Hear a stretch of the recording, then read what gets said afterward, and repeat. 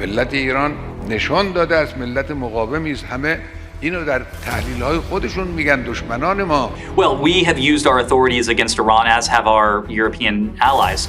What's the greatest threat right now that Israel faces? Iran. میگن با ملت ایران نمیشه مواجهه و مقابله کرد.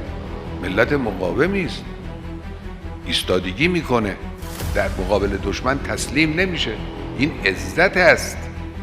این عزت رو مقایسه میکنن با دوران ذلتی که بر این ملت، بر این کشور اونا در معلوم این مایه شادمانی و سرور جوان هست. میان توی میدان 22 بهمنی 22 بهمن یک نعمت الهی است، یک فرصت الهی است برای اینکه ملت خودش رو نشان بده، اراده خودش رو با صدای بلند فریاد بزنه.